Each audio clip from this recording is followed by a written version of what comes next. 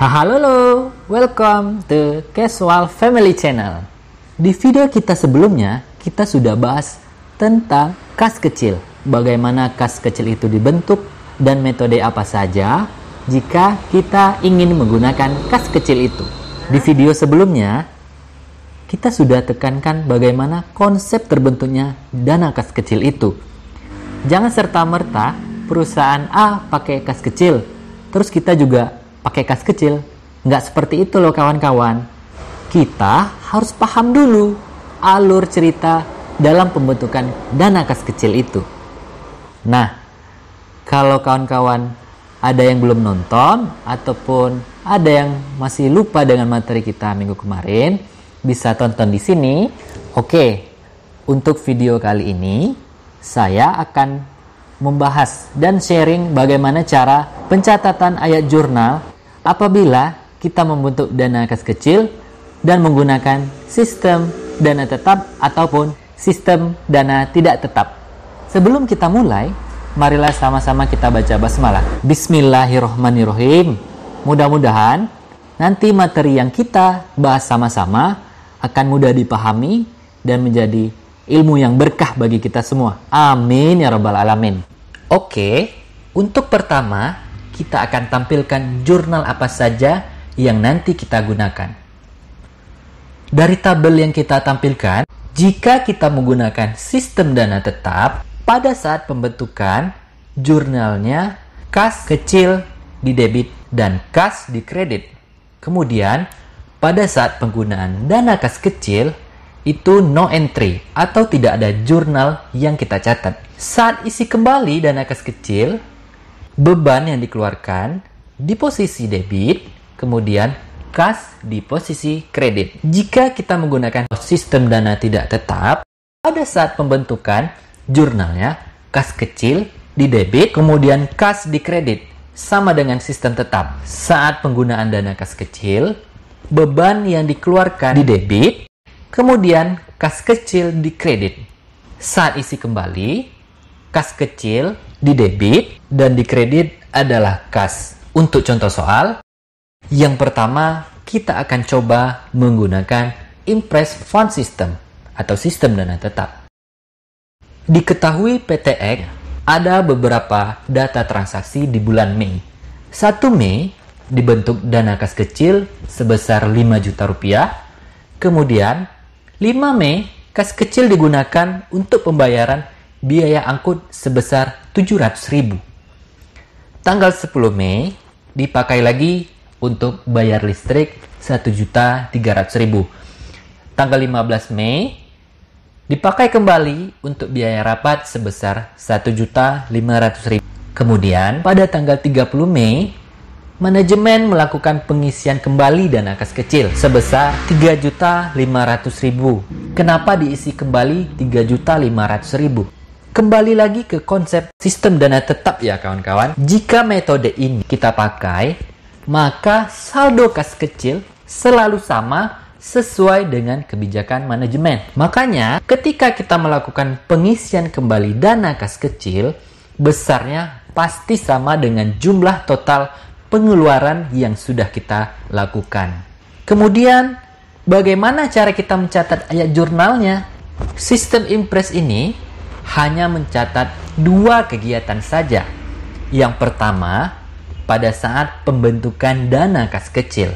Kemudian, yang kedua, pada saat pengisian kembali dana kas kecil. Untuk ayat jurnal pertama, pada saat pembentukan dana kas kecil di debit sebesar 5 juta rupiah, di kredit adalah kas sebesar 5 juta rupiah. Ingat ya, kas di sini, kas yang di posisi kredit itu adalah kas besar ya maksudnya. Kenapa ya kas kecil itu di debit? Ya karena setiap penambahan kas normalnya akan selalu di posisi debit.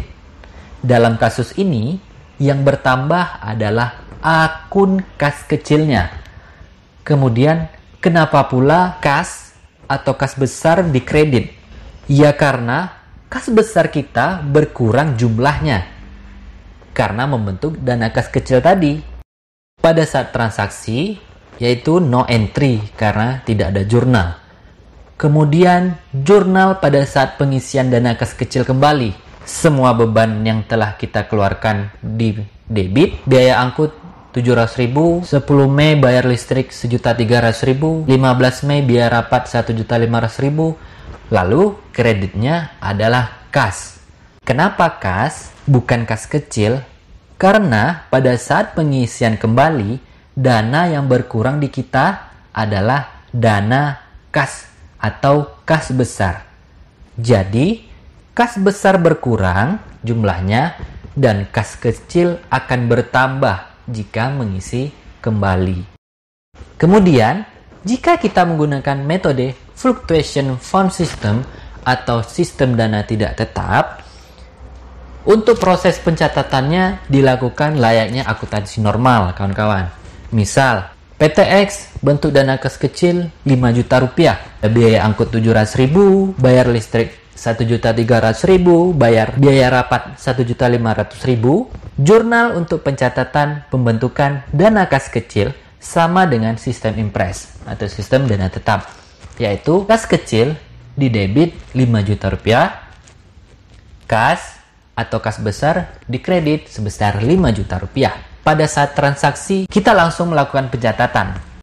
Jurnalnya seperti ini. 5 Mei, biaya angkut di debit sebesar 700.000, kemudian kas kecil di kredit sebesar 700.000. Biaya listrik di debit 1.300.000, kas kecil di kredit sebesar 1.300.000. Biaya rapat di debit 1.500.000, kemudian kas kecil di kredit 1.500.000. Kalau metode fluctuation, jurnal dicatat pada saat terjadi transaksi dengan mengkreditkan dana kas kecil. Dan pada saat pengisian kembali, ayat jurnalnya sama seperti saat pembentukannya.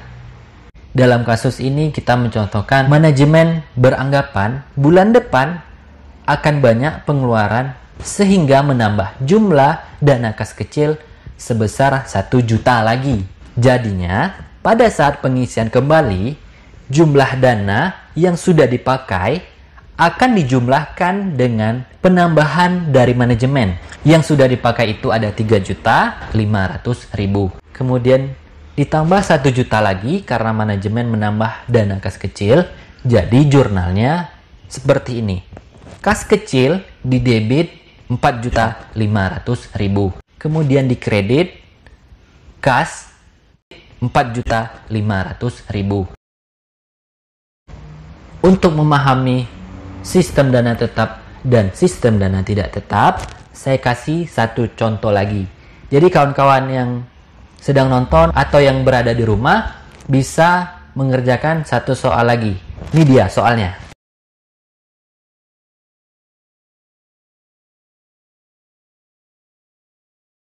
Nah, tadi itu sudah kita bahas bagaimana jurnal yang kita buat pada saat pembentukan, penggunaan, dan pengisian kembali dana kas kecil dengan menggunakan metode sistem dana tetap ataupun menggunakan sistem dana tidak tetap. Kalau sistem dana tetap, simpelnya seperti ini ilustrasinya ya kawan-kawan. Seandainya kawan-kawan dibagi uang sama bos, kita contohkan 5 juta. Nah, itu namanya pembentukan dana kas kecil. Dicatat sebagai jurnal pembentukan dana kas kecil. Kemudian kawan-kawan belanja nih, toko elektronik, beli keyboard misalnya, 2 juta. Otomatis kawan-kawan pasti dapat kwitansi dari pembelian itu kan? Kalau pakai sistem dana tetap, kawan-kawan tidak perlu catat pada saat terjadinya transaksi. Kemudian, dari kwitansi tadi, kawan-kawan serahkan ke bagian accounting. Terus di bagian accounting, mengecek nih kwitansi yang kawan-kawan beli keyboard tadi. Oh, ternyata benar. Pembelian di tanggal segini dengan jumlah yang tertera di kwitansi. Jadi mereka ganti uang kawan-kawan.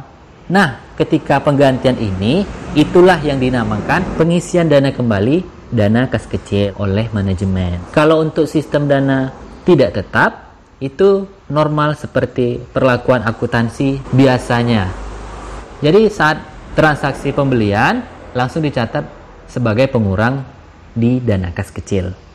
Kembali saya ingatkan kepada kawan-kawan, jika ingin belajar apa saja, entah materi apa saja yang nanti kita akan bahas lagi, kawan-kawan harus paham dulu. Kawan-kawan belajar apa sih?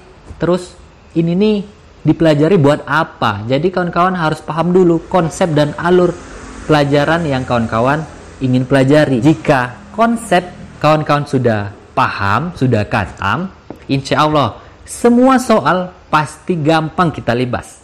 Dan yang terakhir, jika kawan-kawan masih ada yang ragu tentang pembahasan kita, bisa komen di kolom komentar atau DM via Instagram.